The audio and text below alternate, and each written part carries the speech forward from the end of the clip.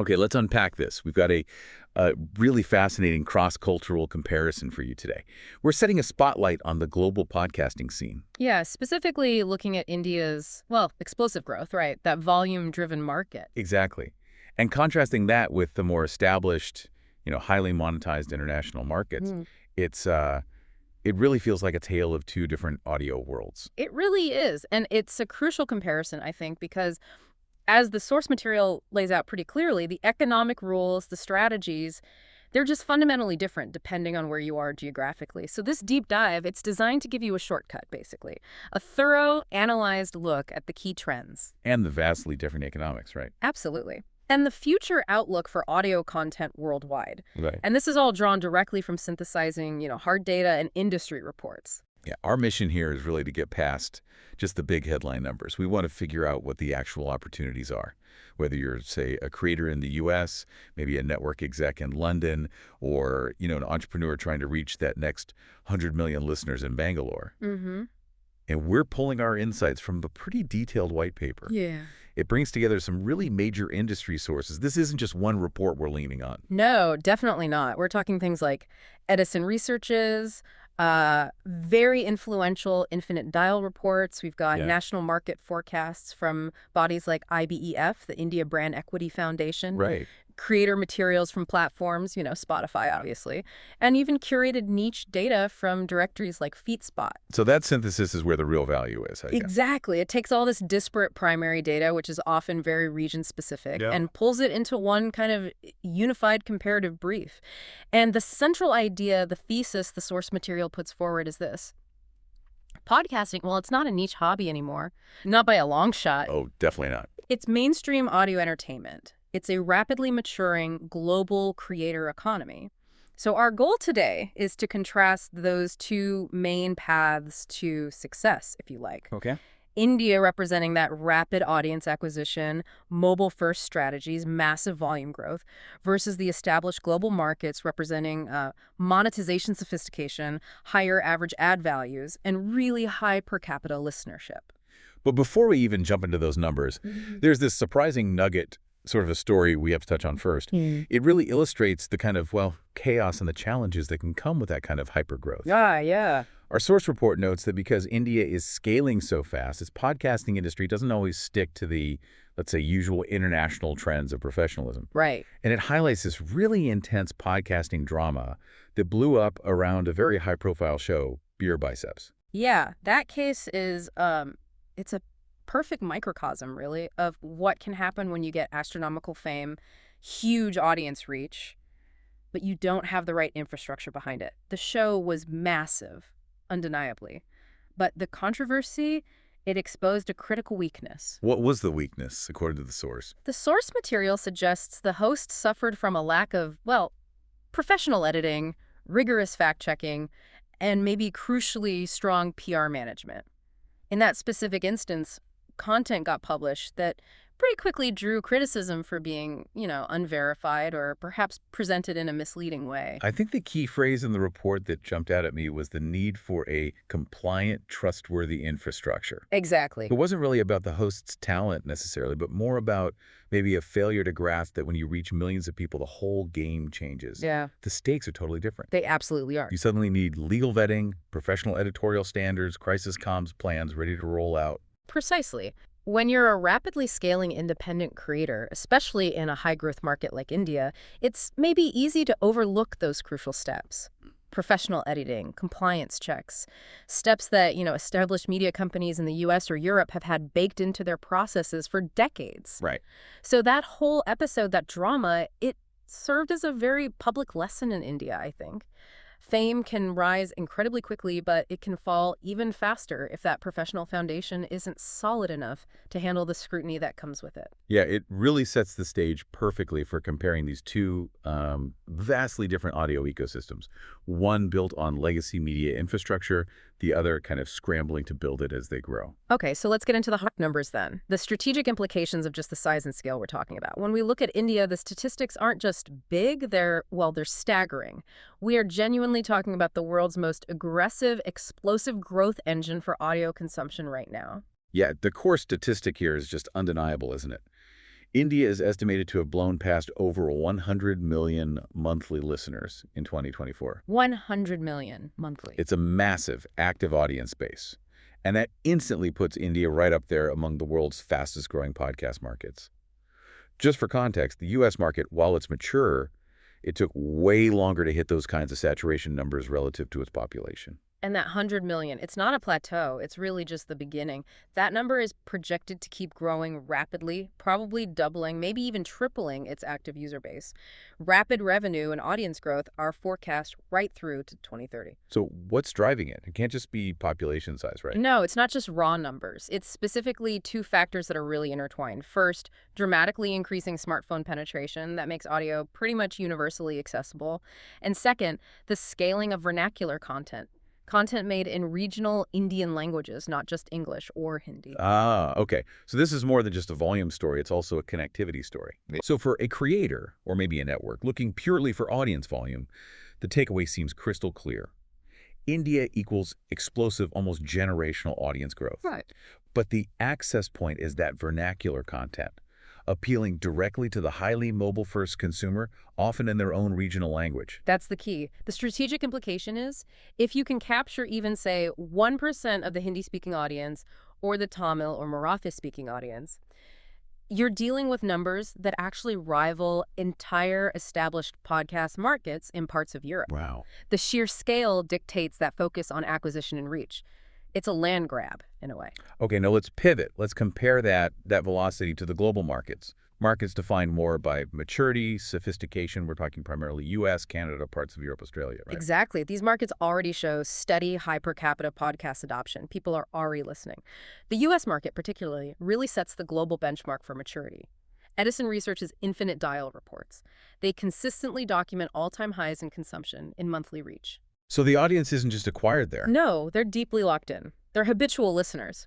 So the strategic challenge there isn't how do we get people to listen anymore. It's shifted To what? to how do we maximize the value of the listeners we already have. Ah, okay. And this is where that strategic shift in investment you mentioned comes in. Precisely. Globally, in these mature markets, the focus is less on just grabbing raw listenership numbers because the per capita reach is already high.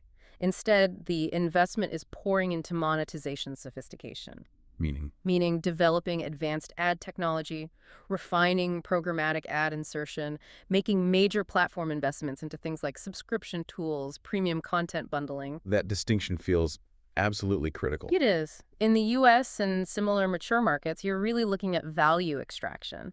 A single listener might genuinely be worth 3, 4, maybe 5 times more in ad revenue than a listener in an emerging market. Why is that? Because the whole ad ecosystem, the CPMs, the cost per thousand listens, the targeting capabilities, the brand budgets available, it's just significantly larger and more developed. So for global creators, the takeaway is different. These markets equal larger, more liquid ad markets and way more mature monetization pathways. It's fundamentally a value game, not just a volume game. It sounds like in the mature markets, they're playing chess, with sophisticated revenue models. Yeah. While maybe in India, it's more like speed chess trying to acquire as many pieces as possible before the board completely fills up. That's a pretty good analogy, actually. And that contrast between acquisition volume and monetization value, it gets even sharper when we look at the demographics.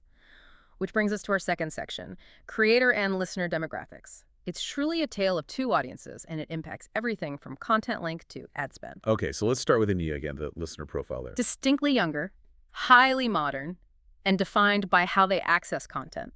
Mobile first, almost always. They're regionally diverse, and the data suggests they're actively looking for audio content that speaks directly to their lived experience, often bypassing English language content entirely. And geographically, Right. is it concentrated in the big cities? Interestingly, no, not entirely. The geographic trend highlighted in the source was really insightful.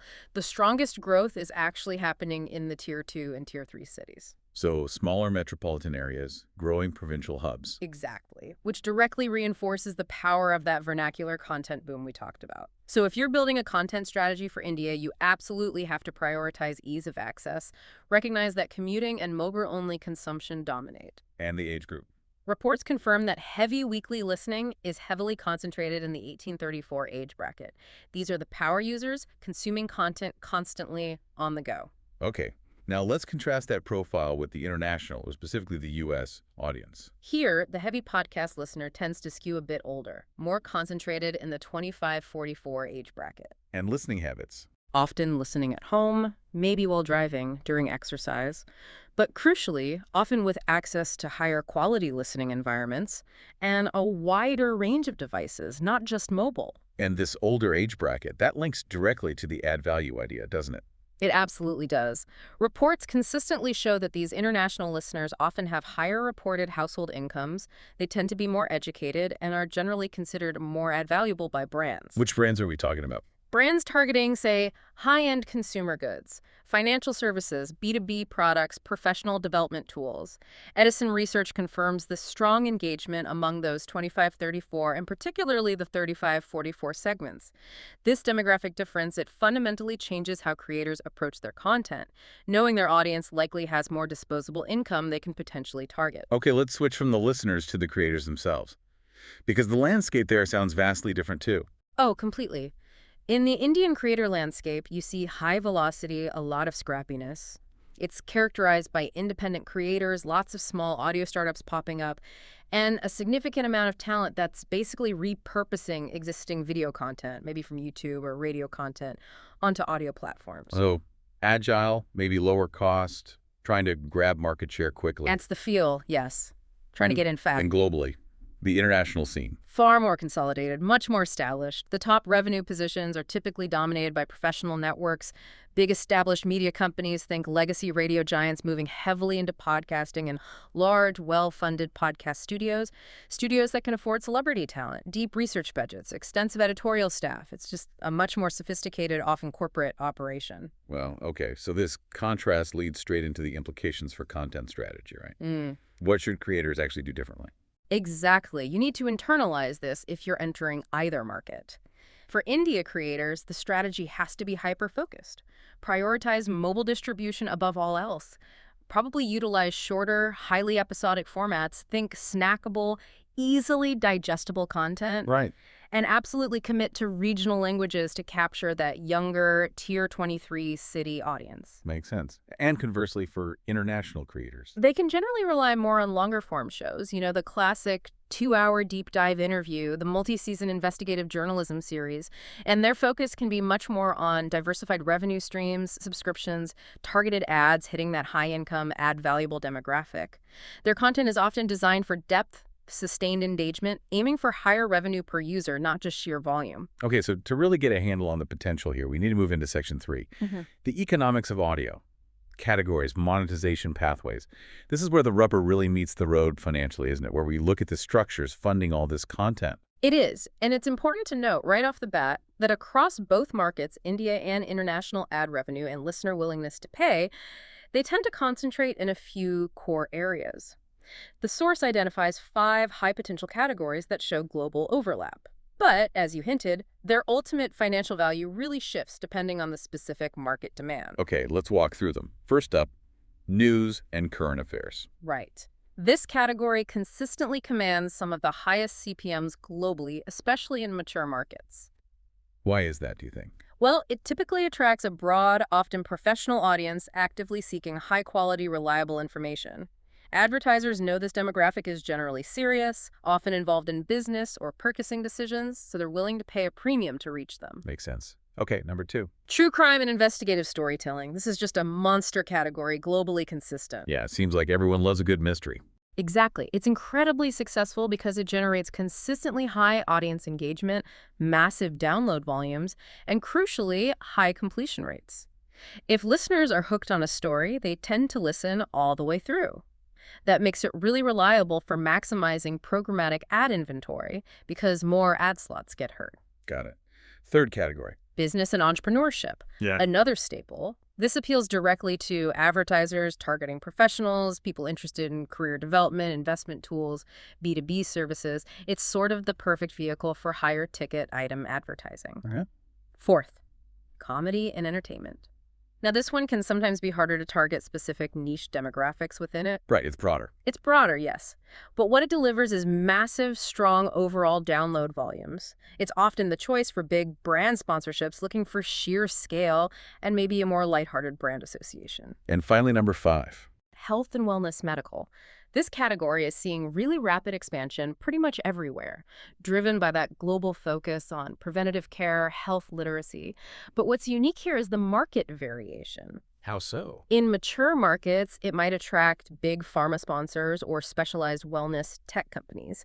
In India, however, the source notes that health podcasts targeted very specifically say to parents or women or people managing chronic conditions show an especially strong localized sponsorship fit With whom? with regional consumer brands, local ed tech platforms offering health courses, specialized clinics in those areas. It's more grassroots in a way. Okay, and you mentioned category value shifts. We absolutely have to pause and emphasize this. Category value is market-driven. Finance and B2B. They sell extremely well in high-income mature markets, targeting those affluent 25, 44-year-olds we discussed. Right. But in the high-growth, younger Indian market, consumer brands, ed tech platforms, mobile service providers, those are reported as the strongest sponsors right now. It reflects the different consumer bases. Okay, fascinating. Now let's look at the actual models for making money. Given the volatility and the need for stability, the source stresses that multiple revenue streams are basically essential now. Absolutely. Diversification isn't optional anymore. It's really key to long-term sustainability. The source material details 6 primary monetization models that creators are using worldwide. Let's break them down. What's number 1? Still the biggest chunk of the revenue pie globally. Host read sponsorships and dynamic ad insertion, DAI. Host read ads, they build trust because the creator, someone the listener likes, is endorsing the product. Right, the personal touch. Exactly. And then dynamic ad insertion, DAI, that's the technical wizardry behind the scenes. It allows platforms to serve personalized ads, often geographically relevant based on listener location, maybe some demographic data, even time of day. So the same episode might have different ads for different listeners. Precisely. It maximizes the revenue earned from every single download, even from older episodes in your back catalog. This is really the heart of that monetization sophistication we talked about in mature markets. Okay, second model. Platform-paid subscriptions and bundles. This is where platforms like Spotify and Apple are really stepping up, actively helping creators offer premium feeds. Listeners pay a monthly fee for things like ad-free listening, bonus episodes, maybe early access to content, or specialized companion material like PDFs or videos. And this gives the creator That reliable, recurring income stream, something predictable, independent of fluctuating ad markets. Very valuable. third. The grassroots approach. Crowdfunding and listener support. Think platforms like Patreon, Substack, maybe Buy Me a Coffee. These are incredibly effective, especially for creators with highly engaged niche audiences. These super fans are genuinely willing to support the creator directly. And that provides Immediate revenue, obviously, Hmm. but also a really strong signal of loyalty, which, interestingly, sponsors also love to see. It proves engagement. Okay, number 4 moves beyond just simple ad reads, right? Yes, into more strategic content creation. Branded content and partnerships. This is about creating entire long-form sponsored series, maybe custom educational mini-series. For instance, a hospital might sponsor a 10-episode series focused on managing chronic diseases featuring their doctors. But compliance is key here. Crucially, as highlighted in the source, particularly when you're dealing with health providers or pharma, this requires strict compliance, ethical considerations, and complete transparency in disclosing the sponsorship. Reputation is everything. Makes sense. Fifth model. Monetizing the audience outside of the audio feed entirely. Live events, courses, books, and IP licensing. A successful podcast can act as a really powerful marketing funnel. It turns highly engaged listeners into paying customers for other, often higher value products or services. Like running a specialized workshop based on the podcast topic. Exactly. Or selling merchandise, writing a book based on the show's content. These are common revenue multipliers. And finally, the sixth model. Network deals and ad marketplaces. This is about joining a major podcast network or using dedicated monetization platforms. This can unlock access to sophisticated programmatic ad opportunities and also facilitate direct sell deals with large national advertisers that an independent creator probably couldn't land on their own. This is a massive growth area globally. Okay, a lot of options there. Now, let's circle back specifically to India's monetization reality. We know the CPMs, the cost per thousand listens, are currently quite a bit lower compared to the US. Yeah, that's just the reality of an emerging ad market right now. So where's the opportunity then? How do creators overcome that lower per listener value? The opportunity seems to lie in two things: volume and vertical depth. Despite the lower CPMs, the sheer scale of those vernacular audiences, remember the 100 million plus listener figure, coupled with those strong niche verticals we talked about, health, parenting, regional entertainment, that offers solid sponsorship potential. So compensate with volume. Partly, yes. Creators can potentially compensate for low per download value by sheer volume. Or, and this is key, by focusing intensely on things like affiliate marketing or direct-to-customer sales that leverage their deep engagement within a specific niche. So a high volume, hyper niche strategy, perhaps. That seems to be a viable path in the Indian market, yes. All right, moving into section 4. Let's break down the tech side a bit. What does the modern creator actually use to make all this content? The technology stack in this concurrent video revolution seem to be defining the future of content creation and, maybe more importantly, discovery. Yeah, the tech stack really starts at the foundation: recording and editing. Creators still rely heavily on standard professional gear. The source specifically calls out the need for high-quality microphones. It even notes the differences, between entry-level USB mics, which are easy, plug and play, and more professional XLR microphones, which offer higher fidelity but usually need an audio interface or mixer. And this gear gets paired with powerful software, digital audio workstations or DIWs, things like Audacity, which is free and very popular, or Adobe Audition, Reaper. These are crucial tools for post-production, for ensuring that professional infrastructure we mentioned right at the start, quality matters. And then you often need to talk to people who aren't in the same room. Exactly. Remote interviewing tools are vital. Zoom, of course, but also specialized platforms like Zencaster and Riverside.fm. Especially as video grows, platforms like Riverside have become really essential What is that? because they record high-quality audio and video files locally on each participant's computer simultaneously. This mitigates problems caused by dodgy internet connections during the call. You get clean files from everyone. Ah, smart. Okay, content made, polished. Yeah. What's next? Hosting and analytics. This is where platforms like Libsyn, Anchor, which is Spotify's, Podbean, Transistor, and others come in. They do the basic job of hosting the MP3 files, but more importantly, they host the RSS feed. That's the crucial bit that sends the show everywhere. That's the magic key, yes. It distributes your show to Apple Podcasts, Spotify, all the listening apps, and, maybe most importantly for business, they provide the key analytics that sponsors demand. Download numbers, listener geographies, which episodes perform best, even data on when listeners tend to drop off during an episode.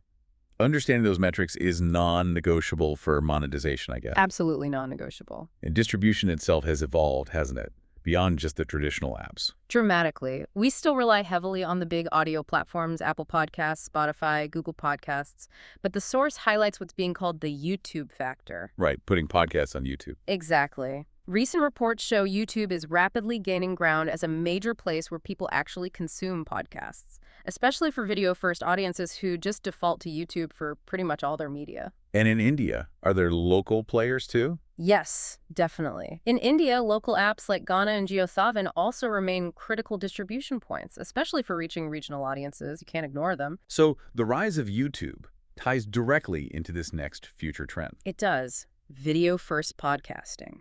This is arguably the strongest trend forecast globally for the next, say, 3 to 5 years. Video podcasting meaning publishing the full visual version on YouTube, plus cutting and repurposing short-form video snippets for Instagram Reels, TikTok, YouTube Shorts, is becoming essential. Why essential? Because this video-driven strategy is increasingly going to drive the majority of discovery, how new listeners find your show. And it's expected to command a larger share of future advertising dollars as well. Video ads generally fetch higher rates. And the source material had a very specific recommendation for Indian creators on this, didn't it? It was very clear. Because the audience in India is so mobile first, and their consumption behavior is often driven by discovering things on visual social media, you must plan for mobile-first audio, obviously. But you absolutely must prioritize repurposing that content into short-form video snippets. Maximize your reach and discovery across YouTube, Instagram, maybe other local platforms. So audio alone just isn't enough anymore to win the discovery battle. Increasingly, no. It seems not, especially in a crowded market like India. Okay, what other future trends did the analysis point to? A massive regional language explosion in India. Vernacular content is forecast to comprehensively outpace English language growth in the coming years. This creates powerful new opportunities for regional advertisers, businesses within specific states or language groups who are eager to reach those fast-growing Tier 2 and Tier 3 cities, which are often underserved by traditional, maybe English-focused media. Right. And the final trend, back to something we touched on earlier. Yes, that critical long-term trend. Niche and vertical authority. The source states pretty confidently that niche vertical shows think specific health topics, focused parenting advice, specialist business areas will reliably win in the long run. How if their download numbers are smaller than, say, a big comedy show? By commanding high-value sponsorships, they might have smaller total downloads, sure, but their deeply engaged, highly specific audience makes them incredibly valuable to targeted sponsors who want exactly that listener. Quality over just quantity. Got it. Okay, let's make this concrete. Let's transition into section 5, where we apply these general trends to a specific high-opportunity area. Using the source's practical guidance, a case study on health podcasting, complete with an actionable playbook. This vertical seems to show both the highest potential and maybe the greatest complexity. Absolutely. This niche is just exploding globally, and particularly in India, where health literacy, preventative care, these are becoming major concerns for middle-class families especially. But the very first challenge facing this niche is crucial, and it's the compliance challenge. Meaning? With medical and health information, there's just increasing scrutiny around claims being made, accuracy, professional responsibility. Creators absolutely must adopt strict editorial standards, adhere to rigorous fact-checking protocols, and ensure disclaimers are prominent and clear. This is all about maintaining listener trust. And failure to do that. Risks exactly the kind of reputational damage, the drama, we talked about with the earlier example. Trust is the single most valuable currency in the health space. It is the foundation for high-value monetization. Okay, so the source provides a practical, actionable playbook. 5 key recommendations specifically for health podcasters trying to build that credible, profitable authority. What's number 1? Recommendation 1 focuses on format efficiency. Short, evidence-backed episodes, we're talking maybe 7 to 15 minutes long, ideal for those busy, mobile listeners, parents, professionals who are looking for quick, trustworthy information snippets they can digest easily, maybe on a short commute or while multitasking. Makes sense. Keep it concise. Number 2. This is paramount for credibility. Always cite sources and include detailed show notes. This means actually linking to peer-reviewed studies you mentioned, reputable health guidelines, and putting in necessary disclaimers. In the medical and wellness field, transparency about where your information comes from is just non-negotiable. It separates the expert from just opinion. Precisely. It builds that trust. Okay, third recommendation. Platform strategy. Yes. Leverage a multi-platform approach. Just like we discussed earlier for general podcasting, you cannot just be an audio show anymore, especially not in health. You need the audio feed, yes, but also the YouTube video version. You need those social clips for rapid discovery. And ideally, a newsletter or mailing list. Why the newsletter? To capture audience ownership, build a direct relationship that bypasses platform algorithms. You can share deeper insights, promote courses, build community directly. Got it. Recommendation 4 is about monetization. Yes, blended monetization. The advice is to combine traditional host-read sponsorships from relevant ethical brands with premium content offerings. This could include premium episodes, maybe deep dives or exclusive interviews behind a paywall, and also monetizing through highly specific online workshops or mini courses related to your health topic. Diversify your income. Okay, and the final strategic recommendation. Partnerships. Actively seek partnerships with credible institutions, hospitals, established wellness brands, medical publishers. These affiliations significantly boost your authority and can offer access to larger sponsorship budgets. But again, the key is maintaining absolute transparency when those partnerships involve sponsorship. The host's reputation, their perceived independence is critical. And crucially, for this niche, success needs to be measured differently, doesn't it? It's not just about downloads. No, definitely not. The source really emphasizes the need to measure engagement beyond simple downloads. Sponsors in the health space, they're looking for proof that the audience actually acts on the content. They want to see metrics like click-through rates on calls to action, CTAs, specific newsletter signups from the podcast, detailed time-listened data. So proof of real influence, not just years. Exactly. These are much better signals of true audience value, especially to a high-value sponsor, than just raw volume numbers. Okay, can we get a concrete example of what this looks like in India? This credible niche success. Yeah, the source provides a great illustration. It references a curated list of the top 10 Indian health podcasts, which was sourced from FeedSpot. And this list shows the diversity in the market. It includes shows like the Healthy Indian podcast, Eat Smart with Avanti, Mental Health Musings. It demonstrates that the audience is looking for solutions across the entire wellness spectrum: physical health, nutrition, mental health. And the source specifically highlights one show as a model. Yes, it spotlights Dr. Amrita Basu's podcast, Health Wealth Bridge. Now, she's an actual ENT Okay, surgeon. so credentialed. Very. And her podcast focuses on preventive healthcare, general wellness, but also financial independence advice, specifically tailored for Indian moms, a very clear niche. And how is it doing? This show ranks prominently. The source notes a #3 placement on FeedSpot's specific India Doctor podcasts list. This serves as a perfect model for success in this space. It demonstrates you don't necessarily need to be a massive network to gain traction. What you need is strong niche authority based on verifiable credentials. Being an actual surgeon helps.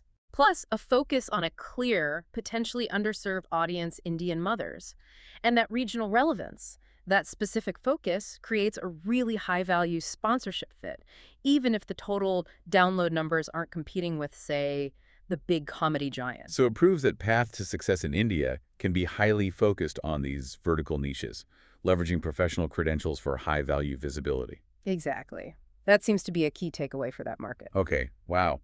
We've covered a ton of ground. We've reached the end of this deep dive. And the comparison between these two audio landscapes, India and international, it couldn't be starker in some ways. No, they're very different beasts. Yet, as you say, they're intrinsically linked by the same core technologies, the same fundamental medium. So just to recap, we've really seen that the global podcasting story is kind of two stories running side by side right now. Yeah, you've got the story of high-volume, mobile-first audience acquisition, that rapid, massive growth in India, overwhelmingly fueled by vernacular content. That's story one. And story two. Story two, happening in the mature international markets, is one of high-value, sophisticated monetization, leveraging advanced ad tech, deep demographic targeting, established listener habits. So the core insight then, for creators, for networks, for marketers, it really remains this: success demands tailoring. Absolutely. You have to tailor your content format, your underlying tech stack, your revenue streams, tailor it precisely to the specific audience you're actually serving. Are you serving the young vernacular listener in a tier 2 city in India who needs that short mobile-first content? Or are you serving the affluent, maybe older, highly valuable professional in the US or Europe who might appreciate more depth and long-form audio? They need different things. Right, so the closing recommendations from the source, synthesized for networks and marketers, seem pretty clear then. They are. First, invest aggressively in regional language shows in India. That vernacular content is the undeniable engine of growth and scale there. Don't ignore it. And secondly, prioritize building better, more advanced measurement frameworks. Frameworks that go beyond simple downloads to capture those crucial engagement signals, the clicks, the signups that sponsors of these valuable niche vertical shows truly demand. Prove the influence. Okay, so this deep dive really confirms that vernacular content is, well, it's absolutely the next unavoidable frontier in digital audio, especially looking globally. Seems that way. And if 100 million monthly listeners in India in 2024 is genuinely just the starting line, the real challenge for creators there moving forward, it might not actually be producing content or even finding listeners. The audience volume is clearly there and it's growing like crazy. So what is the challenge? The structural, critical challenge, according to the source, will be building that compliant, trustworthy infrastructure necessary to effectively and ethically monetize that massive, diverse regional audience through 2030. Making sure that every Dr. Amrita Basu, every niche expert, can scale their authority and their business without running into those pitfalls of, a lack of professional quality control or compliance, building the support systems. Exactly. Which brings us to our final provocative thought for you, the listener. Given everything we've discussed, what specific niche vernacular topic, maybe it's in digital finance education for rural areas, maybe it's vocational training in a specific regional language, maybe something completely different, what niche could you see exploding next as India continues its rapid digital audio expansion? Yeah, what specific problem out there is maybe only solvable or best addressed through hyperlocal regional audio authority? That's the landscape we'll definitely be watching very closely.